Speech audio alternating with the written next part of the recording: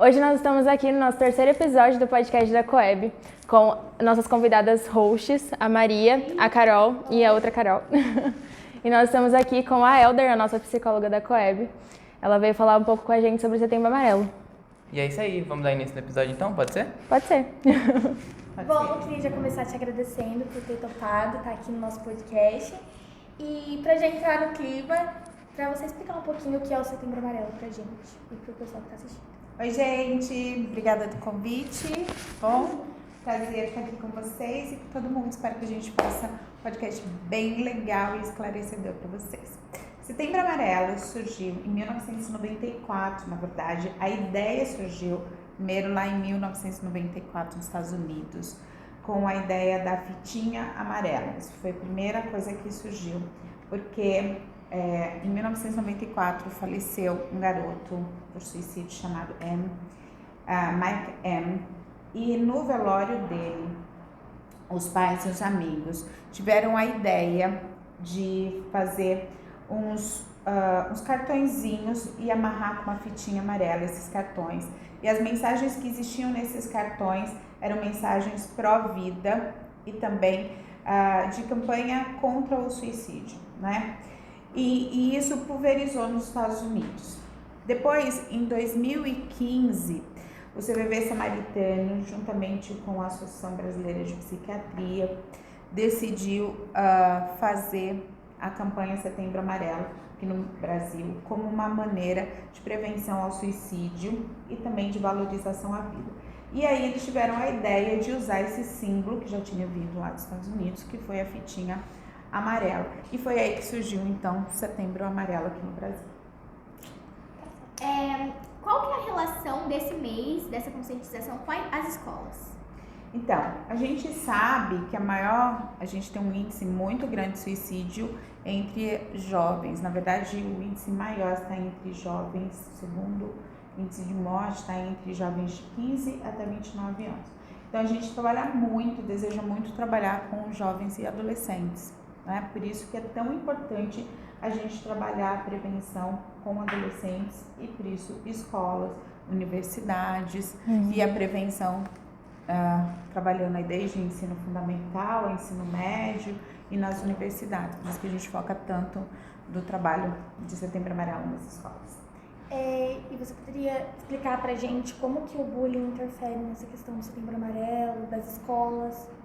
Então, hoje a gente tem vários tipos de bullying e uma das coisas principais que a gente tem muita preocupação é o cyberbullying, né? Porque principalmente pela internet, quando a gente tenta destruir ou a gente faz algumas críticas, né?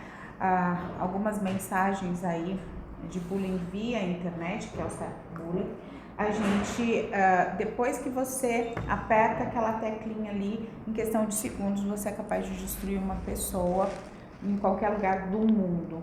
E depois para você tentar passar e mostrar que aquilo era um fake news, que não era aquilo, se retratar com aquela pessoa, isso é muito complicado. E na verdade, a mídia, por exemplo, tem um alcance gigante e devastador na vida das pessoas. O bullying, a gente sabe que tem uma capacidade de massacrar uma pessoa. O bullying não é especificamente você simplesmente falar assim, sei lá, na minha época chamava de 4 olhos, né? Alguém que tá usando óculos e você ir lá e tirar sarro em alguma coisa.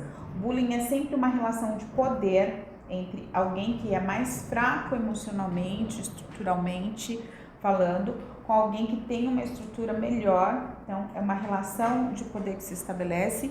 E, além disso, você precisa também de uma plateia. Então, é como se você pegasse ela ali para poder destruir emocionalmente, você que tivesse um grupo de apoio que te apoia para ajudar nessa destruição. Então, você tem sempre 3 itens ali. Você tem o que comete o bullying, aquele que sofre o bullying e a equipe de apoio, como a gente diz, entendeu? E isso você vai fazendo repetidamente, até que as pessoas não tenham mais estrutura para suportar.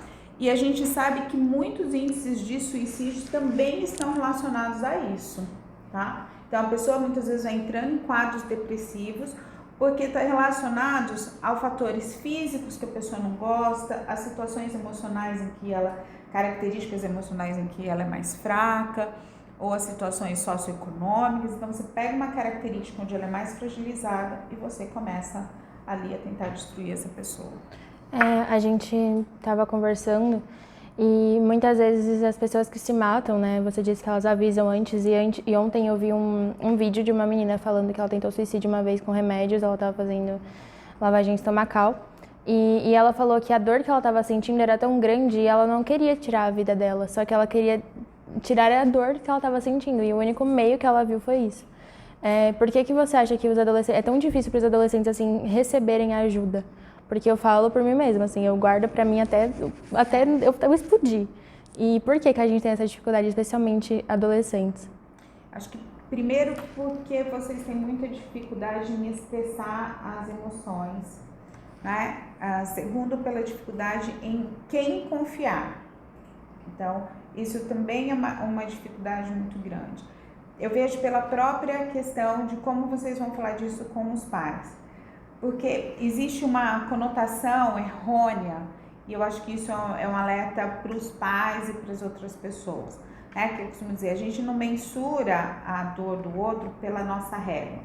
E a gente tem uma ideia de que sofrimento é algo físico. Então, se eu for lá pegar um exame, demonstrar que um câncer, que está faltando um pedaço aqui, daí você comprova uma dor. Entendeu? Se eu quebrei um lugar e aí eu tenho um exame de imagem que está demonstrando isso, ou um exame de sangue, daí eu tenho algo físico que demonstra, então é fácil. Quando a gente está falando de dor da alma, né, alguma coisa que aí eu não tenho como mensurar isso no papel, é muito difícil para o outro acreditar na minha dor. Então, pai, mãe, olha e diz assim, olha, mas você tem tudo. Você é bonito, você é saudável, você, principalmente para quem tem uma condição socioeconômica boa. Você tem amigos, você tem uma casa boa, você está numa boa escola. O que está te faltando para você estar sentindo isso? Isso é frescura, você falta o que fazer, vai ser mais grato. Então as pessoas sofrem muito preconceito e por isso dificilmente você consegue se abrir pela dificuldade de acreditar que o outro vai ter empatia, que o outro vai acreditar no que você está falando, o que o outro vai fazer para te ajudar. Então essa é uma das coisas que eu também ouço muito, mas o que vai mudar se eu falar? O que o outro vai fazer com a minha dor? Porque se eu tiver um corte aqui e eu pedir ajuda, você vai me levar ali em algum lugar, vai colocar algo aqui e isso vai ajudar a resolver. Mas a minha dor interna, se eu te contar, no que efetivamente você vai resolver? Então essas questões fazem com que as pessoas se fechem e não peçam ajuda. Então, isso é um mito, ok? Que as pessoas precisam entender. Quando a gente partilha a dor da gente com alguém que efetivamente consegue acreditar, a nossa dor começa a diminuir, porque a gente começa a ter uma capacidade pensante. Enquanto a gente está ensimesmado, a gente vai retroalimentando aquilo de uma forma que aquilo vai ficando gigante dentro da gente. E quando a gente está dentro de um buraco, gente, se você ficar com a cabeça para baixo, você só enxerga aquilo ali, entendeu? E você não tem a capacidade, principalmente em doenças como quadros depressivos, você não tem a capacidade lógica de raciocinar e entender que a coisa não está legal, tá? Então você acha que todo mundo efetivamente está pensando daquele jeito. Você tem o que a gente chama de distorção de imagem corporal, distorção de crenças. Então você passa a acreditar que ninguém efetivamente gosta de você, que ninguém realmente está se preocupando. E tudo isso vai se agravando, tá? Então por isso que é muito importante romper essa barreira e tentar conversar com alguém. E como a gente quebra esses meio que estereótipos que a gente coloca para doenças. Então, por exemplo, você falou ontem na palestra, inclusive, depressão não é só quem tá na cama, quem tá deitado, fica lá o dia inteiro. Muitas vezes a gente vê pessoas que, tipo, tem depressão, mas continuam vindo pra escola, né, e tal.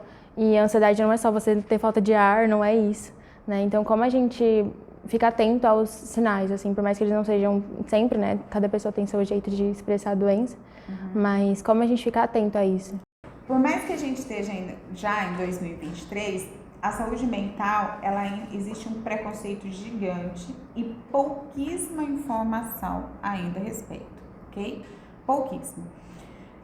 do mesmo jeito, assim, que existe uma evolução em todas as áreas, né? Santos Dumont construiu um determinado tipo de avião, gente. Ninguém voa mais no avião Santos Dumont, ok? A gente voa em outros tipos de avião. As pessoas estão indo para a Lua, para um monte de lugar. Mas quando a gente fala de saúde mental, parece que as pessoas ainda estão atreladas à ideia de psiquiatria lá de quando as pessoas eram quase que torturadas com aqueles métodos antigos. Então, as pessoas só passam a acreditar que é doença mental os casos de esquizofrenia grave.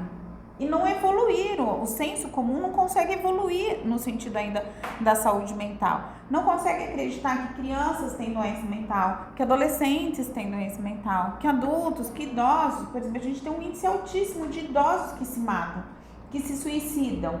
E as pessoas não conseguem acreditar nisso ainda. Então, como é que a gente quebra essa barreira? Primeiro fazendo o que vocês estão fazendo. Entendeu? Levando consciência para as pessoas, falando sobre isso. A gente precisa falar sobre suicídio, a gente precisa falar sobre doxia, a gente precisa falar sobre setembro amarelo. Se a gente não fala, porque esse é um tema muito tabu, ninguém quer conversar sobre suicídio, entendeu? Porque se a gente ficar, esse é um outro erro, se a gente falar sobre isso, a gente vai promover o desejo nas pessoas de se suicidarem. Não, isso é um erro, entendeu? Esse é um erro grave, as pessoas precisam falar, elas precisam entender, elas precisam ter informação. Então, essa é a primeira coisa. Segunda, elas precisam começar a saber o que é doença, então, que sinais que eu tenho. Primeiro, entender que existe uma diferença grande também com a ideia de que eu tenho que ser forte. Entendeu? E aquela pessoa é fraca da cabeça. Já ouvi tanto essa expressão. Se ela fosse forte, ela não estava pensando, ela é muito fraca. Vocês devem ter ouvido isso. Só gente fraca que faz isso. Gente fraca da cabeça. Gente, isso não tem nada a ver uma coisa com a outra. Doença, doença.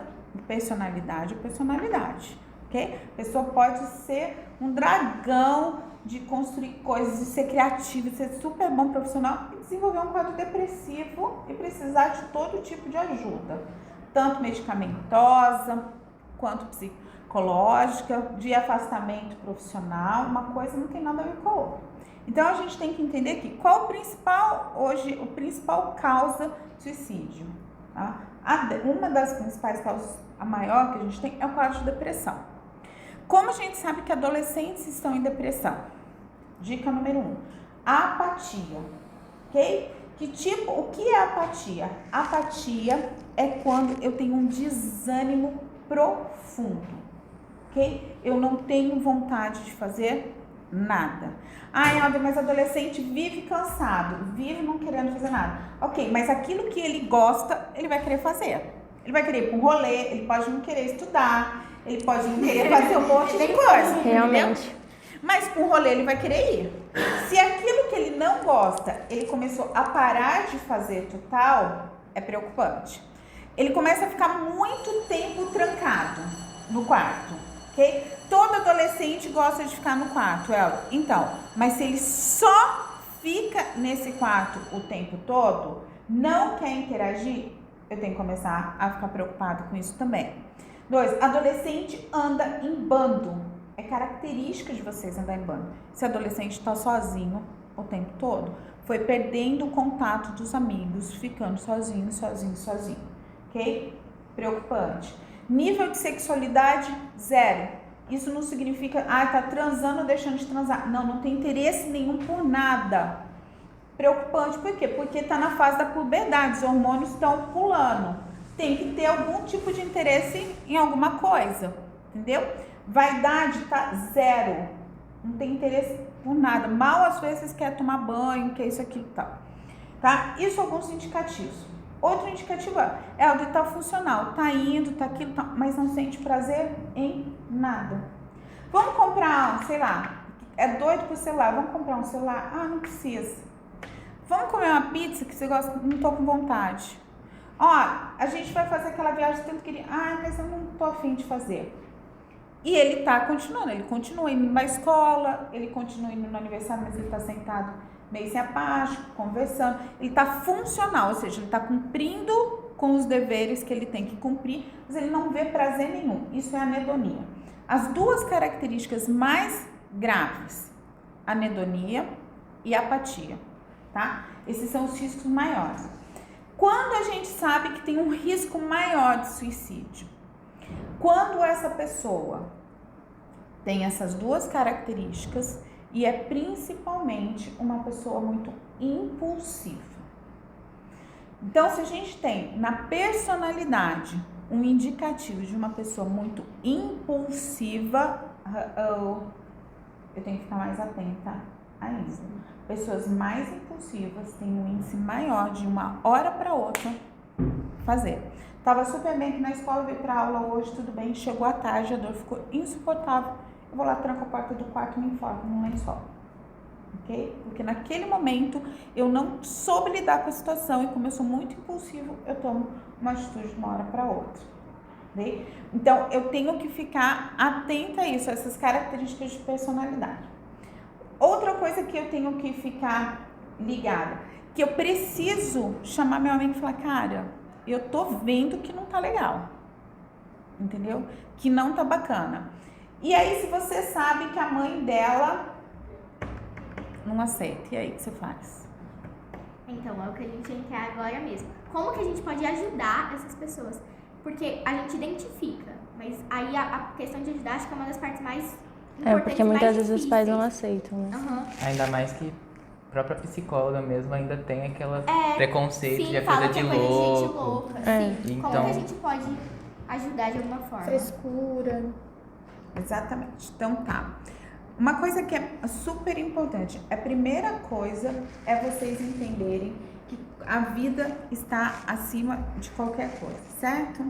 Então assim, tchau querida, sinto muito a sua intimidade, não vou preservar nada da sua intimidade, eu vou cuidar de você, entendeu? Então, o que eu quero dizer com isso? Eu vou conversar com a sua mãe. Aí você me diz, eu já falei com a minha mãe não aceita isso. Ok, então eu vou chamar a psicóloga da escola, eu vou chamar a coordenadora da escola, a gente vai pedir ajuda para isso. Helder, mas aí a minha mãe vai ficar extremamente brava comigo e a coisa vai piorar porque ela não tem o que fazer. Então, se chega no extremo disso, como eu já tive uma paciente no consultório que foi da seguinte maneira. Uma amiga trouxe essa garota para terapia. A amiga fazia terapia comigo e a outra amiga estava muito mal. Ela e a mãe trouxeram essa menina. Por quê? Porque a mãe da outra garota não aceitava de jeito nenhum e essa amiga estava pensando em suicídio o tempo todo, certo? Eu chamei os pais e conversei com os pais. E eu entendi que os pais não estavam acreditando em nada daquilo, certo? Existe uma coisa que se chama Estatuto da Criança e do Adolescente. E eu disse para eles, existe uma coisa que se chama Estatuto da Criança e do Adolescente. Ou você vai socorrer a sua filha, ou eu vou acionar o conselho tutelar para você. Ponto. Acabou. A vida da sua filha está em risco. Você acreditando, você não acreditando, você gostando, não gostando, não tem acordo. A vida da sua filha está em risco. É exatamente a mesma coisa se eu dissesse assim, ó, você está com diagnóstico de câncer grave. E eu preciso que você faça tratamento agora ou sua filha vai morrer. E aí você se recusa a tratar a sua filha. É exatamente a mesma coisa. Então as pessoas precisam entender que saúde mental é a mesma coisa que saúde física, entendeu? Então, quando alguém está pensando em suicídio, eu estou falando dela botar cabo à vida. A gente não arrisca. Helder, qual o risco da pessoa se matar? Eu não sei, não sou Deus, não tenho essa capacidade de dizer se vai ou não vai. O que eu posso dizer é que eu não vou arriscar. Uhum. Isso é uma roleta russa, você não vai arriscar, entendeu? Mesmo que tenha uma bala só no revólver, você não vai rodar e vai arriscar, ok? Porque a vida é uma só. Então não dá pra gente brincar e falar, vamos ver se vai dar certo, pra ver o que acontece. Então a gente não brinca com isso. E aí, a hora que eu falei pra esses pais, daqui pra frente, eu vou catar o telefone agora, na frente de vocês, e vou ligar para o conselho tutelar, os pais, opa, agora a gente está entendendo do que se trata. E aí os pais colocaram para o tratamento, com termo de responsabilidade, de que eles tinham que fazer isso, que eles tinham que fazer aquilo, como que era o tratamento, você vai passar sua filha pela psiquiatra, você vai cuidar do seu filho, porque a vida do seu filho é uma só. E depois de um tempo, eles me agradeceram profundamente o que estava fazendo. Então, vocês podem e devem acionar recursos dessa forma, entendeu? Então, vocês chamem o professor, chamem o coordenador da escola, contem o que está acontecendo e peçam ajuda. É uma dúvida que eu tenho. A gente, até uma pessoa, a gente abriu meio que para perguntas, né? Quando, por exemplo, uma mãe tem depressão, tem riscos mais altos do filho também ter, tanto por ver a realidade da mãe, quanto por hereditariedade, mesmo genética? Sim. Boa pergunta, tá bom? A gente tem as duas questões. A gente tem uma questão genética, tá legal? Então, a gente já sabe disso, que os quadros depressivos e de saúde mental, as doenças mentais, elas têm uma probabilidade genética. Então, isso é um indicativo maior. E a outra coisa é o próprio ambiente. Então, mães que são depressivas, elas não conseguem prover, tá? Elas não têm energia para prover para esse filho, para organizar esse filho, para estimular esse filho. Então, esse filho também não vai sendo energizado, ele não vai tendo essa condição de vida, de alegria, de organização, de tudo aquilo que é necessário, né, para uma vida, né, para você se sentir amado, para você se sentir feliz. Essa mãe não tem para dar. Então, o ambiente doente também vai adoecendo a criança. Então, ele tem o maior índice tanto do fator ambiental quanto do fator genético. E eu estava lendo um livro há um tempo atrás e fala sobre bipolaridade. E fala que meio que cada bipolar tem a sua pessoa onde ele desconta tudo. Como lidar com isso quando você é essa pessoa? Tipo, você, sei lá, tem a mãe com bipolaridade e você é essa pessoa e, enfim, lidar com isso tanto estando na adolescência. Quando você é o filho ou quando você é a pessoa que tem transtorno bipolar? Não, quando você é o filho tipo, que a mãe deposita em você. Tá.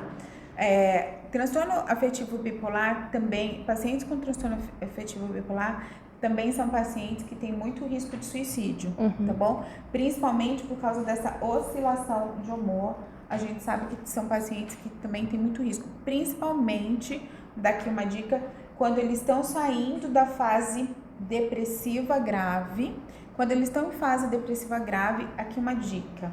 Todo paciente em fase depressiva, seja fase depressiva do transtorno bipolar, ou pacientes em depressão grave, dificilmente eles se matam, ok? Eles geralmente se matam quando eles começam a melhorar. Porque quando eles estão em depressão profunda, eles não têm energia para isso. Quando eles começam a melhorar, justamente por saber que eu não quero voltar a sentir o que eu estava sentindo, é onde tem o maior risco de suicídio, tá? Então, por isso que vocês veem, já vou responder essa pergunta, mas por isso que vocês veem muitas vezes assim, nossa, teve alta do terapeuta, teve alta do psiquiatra e se matou. Então, isso é um risco é um erro que a gente chama de manejo terapêutico. Por isso que tem que ter, você quando vai procurar uma psicóloga, você tem que ir para um profissional, para um psicólogo que tem especialização em psiquiatria, porque esse é um risco muito grande, tem que ser alguém que entenda bem, porque esse é um risco, tá? Por isso que você fica em terapia bastante tempo depois de sair da crise. Quando você tem mães que têm transtorno bipolar, ou pais que têm transtorno bipolar, a primeira coisa é você entender muito bem o que é a doença. Porque pacientes que têm transtorno bipolar e que não são tratados, eles descompensam muito e é muitíssimo complicado você lidar com eles, tá? Porque eles projetam nos filhos a descompensação deles. E se o filho não tem uma noção real do que é a doença, de modo geral, eles tendem a adoecer tanto quanto os pais. Então, é muito importante, primeiro, o conhecimento da doença para ele separar e dizer assim, tudo isso que a minha mãe está fazendo não é porque eu sou essa pessoa, é porque ela está descompensada. entendeu? Então, a maneira como ela tá me agredindo, que ela tá me ofendendo, não é porque eu não presto, não é porque eu sou péssimo, não é porque eu não faço nada, é porque ela tá descompensada e aí ela tá me agredindo. Isso é extremamente importante pro filho ou pra filha de quem tem, né? Segunda coisa, no transtorno bipolar, ele é genético. Dificilmente pula uma geração. Então, pais com transtorno bipolar, possivelmente filhos com transtorno bipolar, tá? Então, precisam ficar atento. Não significa que todos os filhos vão ter, mas geralmente pelo menos um filho vai ter transtorno bipolar. Então, é muito importante ficar atento, principalmente na adolescência, é onde geralmente começa a desencadear o transtorno, tá? É mais grave e mais raro na infância. Aí são quadros bem mais graves quando já desenvolve na infância, tá bom? E aí, como dicas, assim, pra lidar com isso? O adolescente que convive com alguém que tenha esse transtorno. Então, a primeira coisa que eu posso dizer é assim, se ele tiver condições, faça terapia, né? Se ele não tiver condições de fazer particular, hoje a gente já tem muitas unidades de saúde, a gente tem o CAPES, que é um centro de assistência, que também você pode fazer terapia. A primeira coisa que eu vou te dizer é, faça terapia, preserve a sua saúde mental, impreterivelmente, tá? Porque você precisa ter essa condição, primeiro para você preservar, para você saber se você realmente não tem, até para você ir se conhecendo e já percebendo se você pode vir a ter ou não o transtorno também. Segundo, para você ficar estável.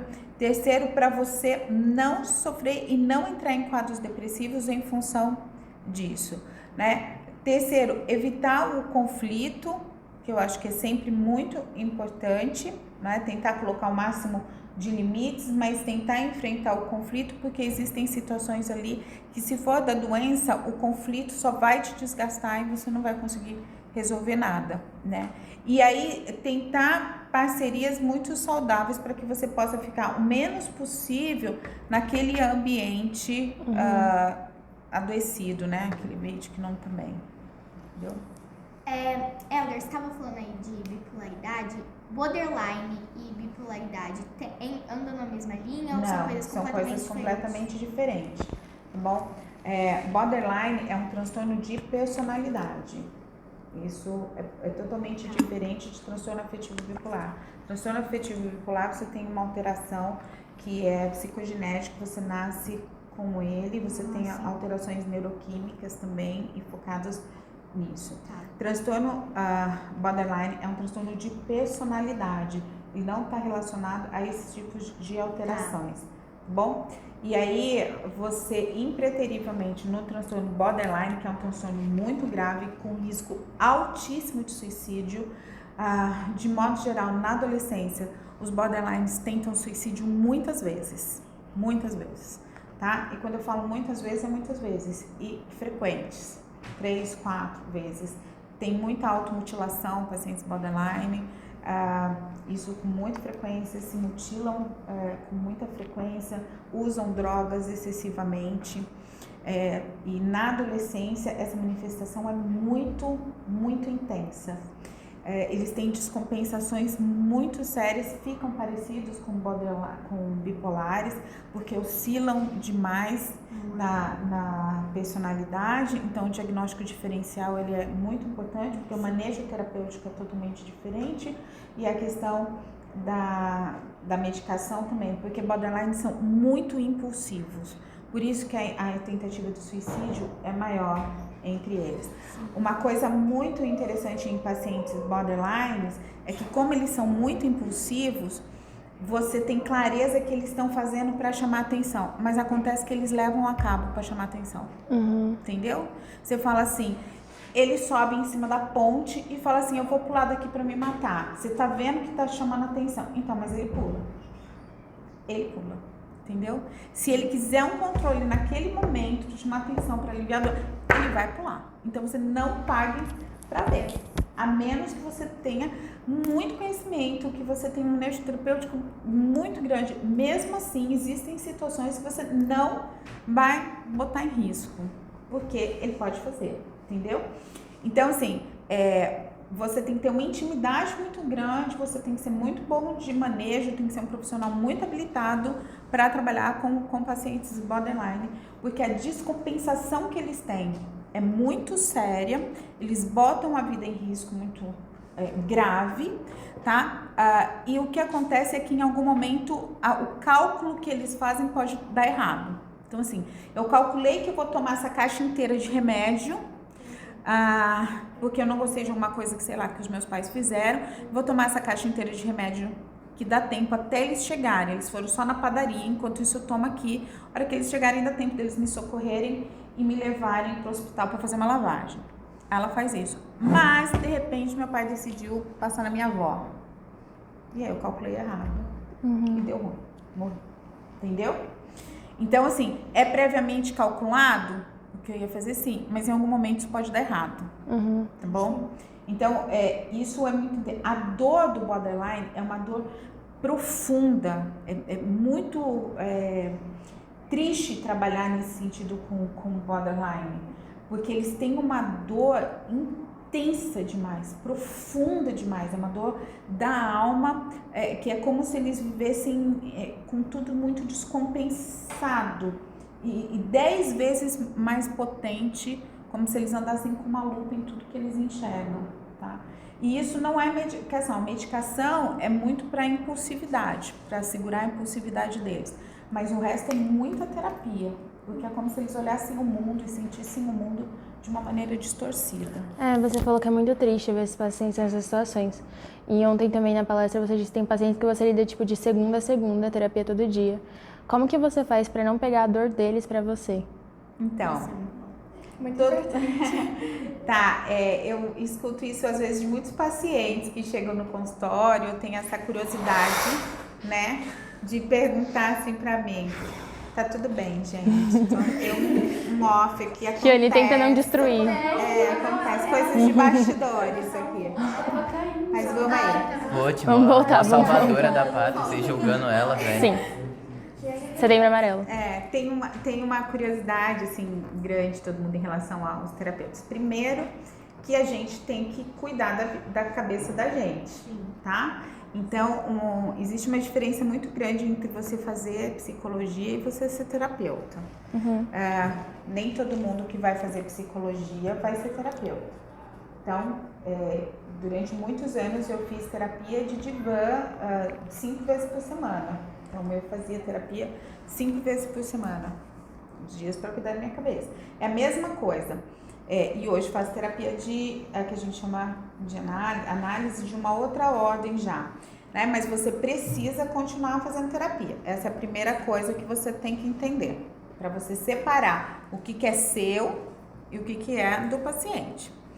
E esse é um erro gravíssimo, porque eu conheço um monte de terapeuta, um monte de psicólogo, ok? Que nunca fez terapia na vida, que nunca fez. Aí eu fico pensando, cara, o que será que ele faz com os pacientes dele lá dentro, né? Se a cabeça dele, entendeu, é toda cheia de problema, o que será que ele apronta? Ele leva em base o estágio da faculdade, tá ligado? O estágio da faculdade é isso que ele faz. Eu fico imaginando o que ele apronta na cabeça das outras pessoas, né? Então, isso é a coisa mais importante. É mais ou menos para você entender assim, ó, para você ser personal, você tem que treinar. Para você ter um corpo sarado, se você for personal que só vai lá dar treino pro outro, você vai ter barriga, você vai ser gordo. Okay? O que torna o personal sarado, treinadão, ou a personal treinando, é o fato dela ficar lá treinando. Okay? Ela não nasce, ela não faz a faculdade e fala, pelim, pim, pim, tô sarada agora, posso ser personal. O que torna ela com aquele corpão sarado e ele, é porque ele exerce a profissão que ele faz o que ele prega, entendeu? Ele executa aquilo ali. Então, a mente do terapeuta precisa estar saudável para ele poder trabalhar a mente saudável dos outros. Essa é a primeira coisa. A segunda coisa é como é que se lida com tanto sofrimento? É porque o meu prazer está em ver o outro sair do sofrimento dele. Entendeu? não me dói ficar no sofrimento. Eu acho que essa é a diferença quando você está com um terapeuta, quando um médico vai. Ele não fica impactado com o sofrimento quando a gente está analisando. É óbvio que você tem a empatia pela dor do outro, sem dúvida. Mas o meu foco, quando ele está me contando tudo aquilo, trabalhando, uau, de que maneira a gente vai trabalhar isso para ele sair dessa dor, desse sofrimento. Então, aquilo eu não levo para casa aquela dor. O que eu levo é qual é o potencial dessa pessoa para sair dessa dor, para virar essa chave, para mudar a história dela. Entendeu? Muito legal. Assim a gente finaliza. Pode dar um recado pra galera. Bom, gente, obrigada por vocês terem me ouvido. Eu espero que a gente tenha outros papos e que sobre isso, saúde mental. E a minha dica é, do mesmo jeito que vocês acessam para ouvir música, para ouvir tantas outras coisas, para cuidar da vida das pessoas, para stalkear todo mundo no Instagram e em outras redes sociais, cuidem mais da saúde mental de vocês, né? Procurem se conhecer mais. Mais do que a gente conhecer a vida das pessoas, a gente precisa conhecer a vida da gente. Nós somos o maior instrumento e o melhor instrumento que a gente tem. O que existe de mais importante na vida de qualquer pessoa é ela mesma. Então a gente precisa aprender sobre a gente. Às vezes alguém chega no meu consultório e eu pergunto para a pessoa assim, me diz 3 qualidades suas. Ela não sabe dizer. Eu digo, me dá 4 defeitos seus. Eu não sei. Me fala 5 potencial teu, coisas que são potenciais teus. Você não sabe. Cara, como é que você não sabe sobre você? Quando a gente não sabe sobre a gente, nós somos o nosso pior inimigo. Nós somos o nosso maior problema. Entende? Nós nos tornamos o maior risco para nós mesmos. Então, cuidem-se. Essa é a mensagem que eu quero deixar para vocês. Façam terapia. Façam muito Façam terapia. E assim encerramos o 3º episódio? O 3º episódio do Pode Ser. É isso. Podem finalizar, meninas. Vocês são convidadas hoje. Isso, gente.